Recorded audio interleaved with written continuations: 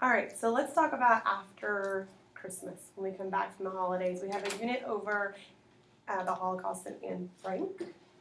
So I will start with the front load information. So before we start the unit, we need to probably cover a little bit about the Holocaust. But I know, like, when we taught 6th grade, the kids read Boy in the Striped Pajamas. So probably a third of our kids have pretty good working knowledge of it, but we could do a KWL chart. Or I found in this thing that I forgot I had, there's a cool, this is actually a really cool resource if we want to look through it. But there's an anticipation guide.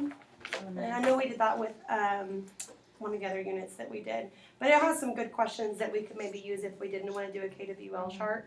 Yeah, I like anticipation guides. So that could be how we just kind of started off. But there's also a brain pop.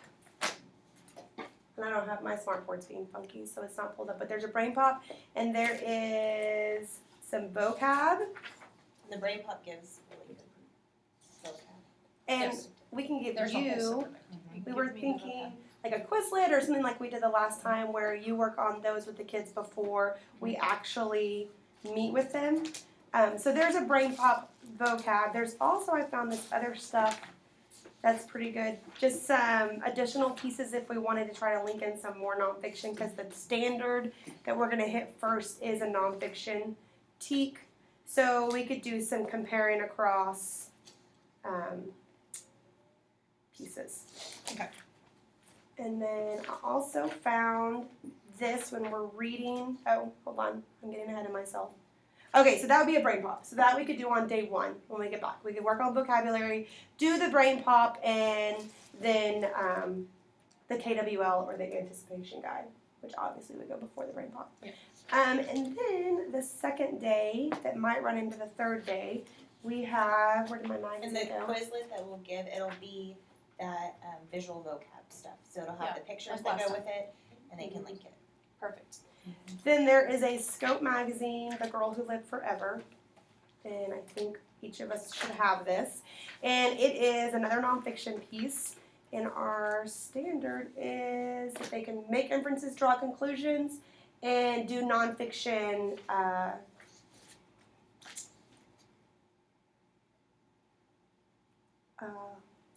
lost my word. How they're broken out.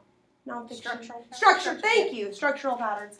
So I have a whole bunch of resources that we can use, but this one I think we definitely do the vocab from this one. It's already pulled out. We can jigsaw this with maybe our struggler readers because it's a lot. So if we don't have this, if we give them just this, it's going to be too much. But there's good visuals and they can kind of look at the graphics and see how they help the story.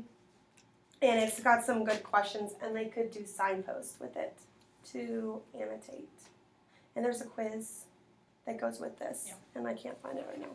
But there's a quiz and the text structures that we could give them as a grade. And I think when we did this 2 years ago, it does have, I forget if it's here or the other pages, but it has a writing reflection piece. So It doesn't. I actually have about 30 pages right here of things we can use with it. Different resources, central ideas, exploring text structures. That's the one that goes with the standard. There's short answer questions. There's if we wanted to do a writing reflection piece, I have that. So we can just kind of go through this and see. Text evidence, all of these go back with the nonfiction standards. Identifying nonfiction elements. So like I said, we can go through this and see what we want to pick and choose from. Because some of our classes might need different stuff. Okay, so I can see those being used as extension activities on our Fridays with our pre-AP kids. Yeah, and there's some that are a little bit lower level. There's a lower level quiz and a higher level quiz. Oh, good. So we could, differentiate that way. All right, Good. I'm good. If y'all are good with that, I'll give you all these and we can kind of pick and choose what we want to use. Okay, so that's all front loading. Mm-hmm. Okay. So that would be day 1, 2, and 3. Okay, do y'all want me to talk about the poetry stuff that I brought? Yes. So I went to a training last February and actually hung on to this through the move from classroom to classroom because I liked it so much. It is meant to be a warm-up, but I've been thinking about the rotations in small groups that you guys are doing. It might also work in small group. So it's a poem and a piece of art. In this case, it is a photo. So this is a picture of a boy in the Warsaw Ghetto, and then this poem is called The House That Fear Built, which is about Warsaw in 1943. So you could touch on poetry standards with that by taking this apart. The idea behind this whole activity is that it's done as a warm-up, so you do little bits and pieces each day, not meant to be more than 10 minutes, but there's way more than 10 minutes every day. So you could make it what you wanted it to be in your small groups. It starts with just looking at the photo and talking about mood and just kind of responding just to the photo before you give them a poem. I know a lot of kids just kind of freak out if they see a poem at all. And so you get them thinking more creatively and more interpretively by looking at the photo, and then take that and apply it to the poem the second day. It takes them through, you could use it with writing teaks or anything that you wanted to, but the beauty of it is you choose the standard you want to use. So I know the standard for this time has to do with inferring, drawing conclusions. So going back and forth between the photo and the poem, you would definitely be inferring. And also looking at poetry standards. There's all the different poetry standards in that, to examine that poem. And you can choose what you want to do on what day. There's more than one of those? You come up with your own, but Oh, okay. this one is an example that we could use with Holocaust, so that's why it stuck out right away. But they gave, at the training, written, there's a form for them to complete or a paper for them to reflect on. They have, in this packet, they gave us task cards, so they know what to do on each day. So if you do it as a warm-up, they could do it completely independently. Right. And then the last part is having them write their own poem. On the last day, they write their own version of the poem. So it's really kind of interesting. And I almost wonder if we could do a gallery walk or something. If there was multiple ones, if we wanted to do, instead of just spending on time, if we had a whole class period that we could spend on it, then they could hit, we could do the warm-ups too, but you could definitely Just a find thought. art for that whole time period, and probably a lot of different poems. Do a different one each day or whatever. So. And I know I'm skipping ahead, but I know, let's come back to that, because when we talked about giving them different writing options, that poem can be used as a mentor text if they're going to choose a poem, especially for kids that struggle with that. It's a great mentor text to use for that. Okay, yay. I'm sorry, I was going to say one more thing. It's kind of like the house that Jack built. So they already have that structure in their head if they know that story from when they were little. So then this is obviously a much more grown-up version of that. But if they have that in their head, then they can build on it and give them their own ideas. So I think it would work. Good. Sorry. Perfect, I love that you shared that with us. Okay, so segue into poetry. So we talked about our standard 8.4, understanding, making inferences, drawing conclusions about structure and elements of poetry. So we have this project that we can use. This book is it has drawings and poems from kids at a specific concentration camp called Terezin. From 1942 to 1944. So it was kind of an interesting situation. It was like a ghetto that was also a concentration camp, but the SS soldiers weren't allowed inside the camp, so they had a little more freedom in there, and they actually had teachers that worked with the kids, and they worked with them in art, but they kind of secretly used it like as art therapy for the children in there, which is wonderful. So this is a compilation. One of the wives of one of the teachers kept all of the stuff that he had. So there's beautiful drawings in here. And then collages, they were able to use just whatever they found around them to help with their art. But there's also children's poems. And so what we can do, and now that you said the gallery walk, I love that idea of putting these up as part of the gallery walk. So I'm glad you mentioned that, because that would be very effective, I think. So we can give them the background on Terezin. We each need one of these books, I think, because it's nice to have the color. And then what we can do is have the children, the students, pick one of the poems. And then they're going to create a butterfly based on that child's poem. So we'll be hitting mood, we'll be hitting theme, and then they're going to create a butterfly representation. So do you have your... Oh yeah, made my mouse. mouse. So I sent her a couple of pictures from last year. And so the kids have a day to pick the poem they want, so that fits for differentiation because they'll be able to pick a poem that they're comfortable with. There's some longer ones and some shorter ones, some ones with some more difficult vocabulary. Hopefully this is gonna work.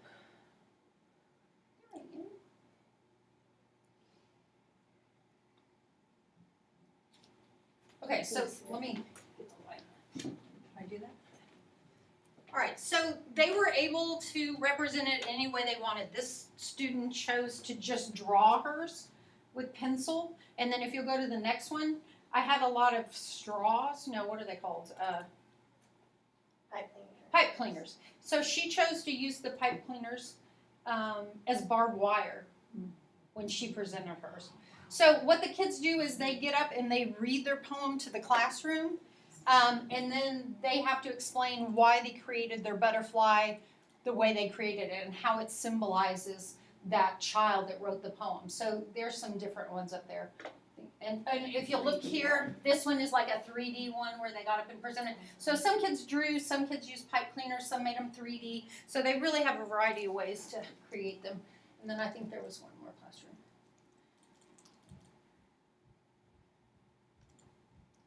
So there you go. And then what's really impactful is at the end, at the back of this book,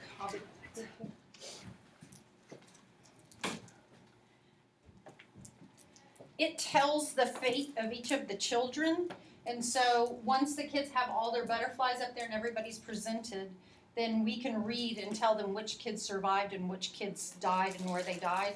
And so then if your child died, then you have to go and take the butterfly off the board.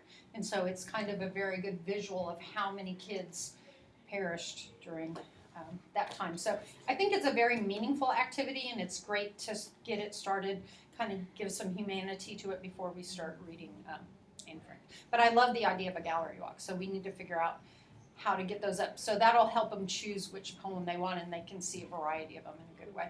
Okay, so that's my spiel. Okay, so I have the drama section, and I have a couple of differentiation pieces and a couple of just, core pieces that we can use. So the first one that I want to talk about, we're addressing, since it is a drama, obviously, that our drama standards and TEKS, but we want to spiral back in plot development, because the drama is really good for breaking apart plot, and then character qualities. And for character qualities, are these cute little almost gingerbread men-like people, and they have to go through and write the character traits for each of the character, kind of draw it, and give them a chance to visualize each of the different characters based on the text evidence. Let's see. I didn't make a copy of that for you guys. I did make a copy of one of the next pieces. I think some of these characters are also in the scope article, so they can maybe go back and use Awesome. the scope to also kind of add in character traits So that'll be their nonfiction and drama connection. across the genres. Okay, so one of the other pieces that I pulled that I know kids have loved before in the past is just the concept of a raft. So the role, audience, format, topic, where they get to choose what they would like to do. And for just them being able to choose is differentiation in and of itself, but there's a lot of different choices that I found. Found two different rafts on the Holocaust. So here's one. The first one is kind of more basic and straightforward. They pick a role that they want to kind of impersonate in their writing piece. The audience is obviously who it's directed towards, the format. And I know the kids really like when they can do like a different one. Instead of writing, a formal journal entry or letter, they can do a political cartoon with different pieces of speech bubbles and going on from there. There's also an option for new article. So we can kind of help guide them if they're, debating which one to go with. Is this enrichment or is this? This for would everyone? be enrichment. Everything else would be, our Compass Learning guided, teacher talks, discussions, and small groups. I think this is where yours might fit in well when it's the diary or journal or poem that they could choose to model that poem. And then the other one, so really these are two choices. They wouldn't do both Right, of them. right. And I like the second one just because it does give them a sample of what a raft looks like. Good. Of what their end result would be. So Oh, okay. since this will be the first time that they've Yep. done it, at least this year. Yes, and a rubric. It's got a rubric already made for you. So that would be on our Flex Fridays when we have, the enrichment pieces, or if we need teacher table time, pulling kids, small groups, etc. That looks good. As far as the actual drama piece, it does take some time to kind of go through and get through, but we just need to continually hit theme. Like I know we've obviously that's spiraled back in all throughout the year, but build off of Touching Spirit Bear, how they found the theme while reading that, and then continuing on into how they find it now from a fiction piece. Now we're going to see how they find it in a piece of drama. And then the plot diagram.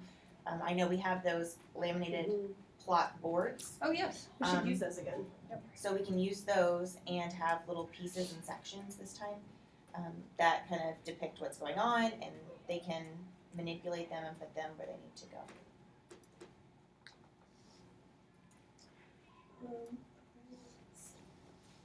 I found this really cool thing, and it's not working, and you guys might have seen it before.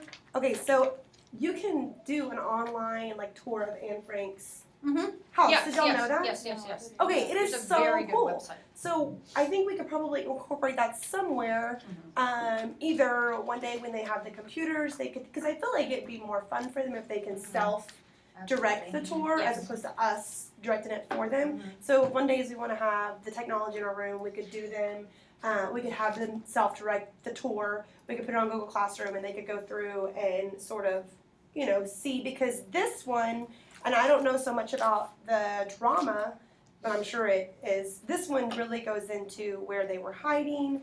Not a ton, but it talks a lot about how her diary was, just how it helped her cope with her hiding. And I don't know that they'll really, from getting that, understand the cramped space that they were in. But the visual, I think, would be nice. I think they'll think it's cool. And then the other thing that I had found, and I don't know if it talks much about it in the drama or anything, but I have an article on how they started the concentration camps. So if we wanted to include that as well, if that could be an enrichment activity. But then I also have for some of our struggling readers, if I don't know if y'all have seen this, they have one like who was Abe Lincoln. They have one for different biographies. So this one might be one that we could use with some of our struggling readers.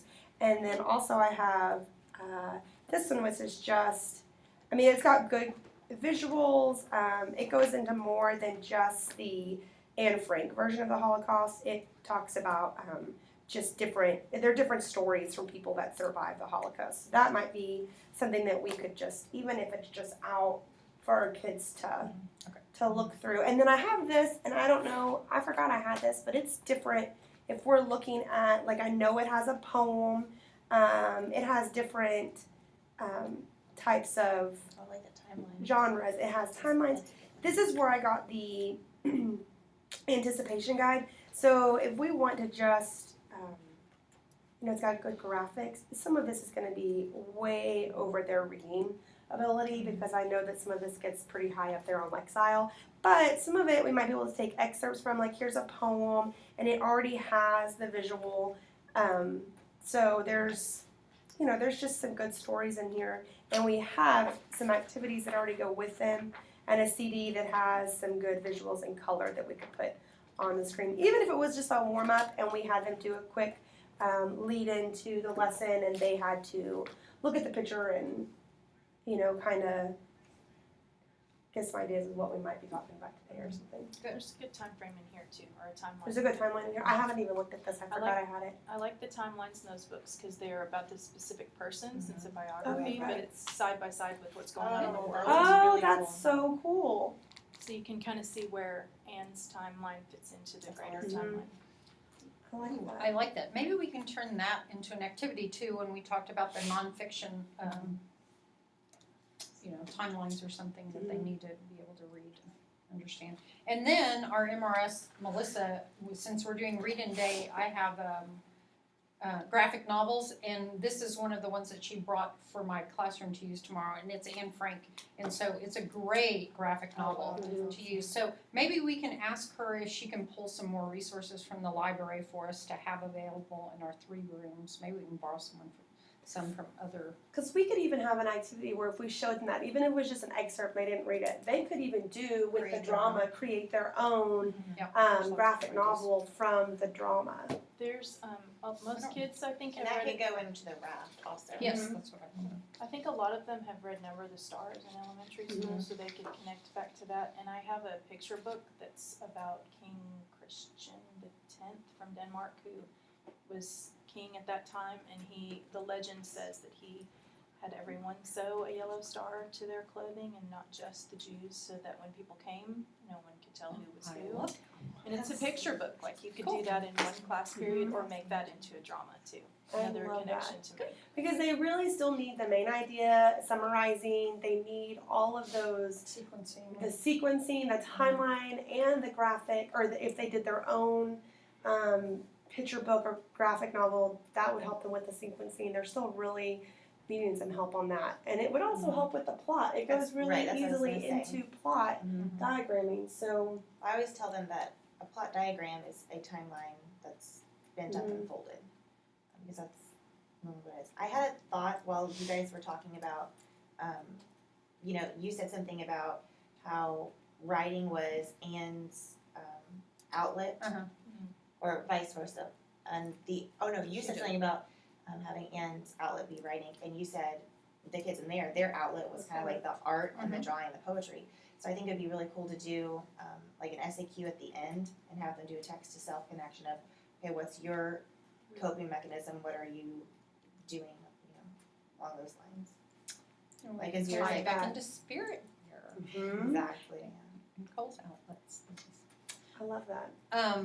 And then when you were talking about going onto the website and looking at the Anne Frank house, I think that we should do or provide for them before the story, because stage direction is huge in the Oh, drama. that's a good idea. And, so that's another teak that we need to talk about, because it's a big deal. And so it does, in the drama, talk a lot about the spaces in which rooms they're going to. So if they had a visual for it ahead of time, I think that would help them understand the drama better. So I like that idea. Yeah, so we could do that right after. We could do that. It could be included in the front load. That's what Yes. you say, front So- loading, yeah.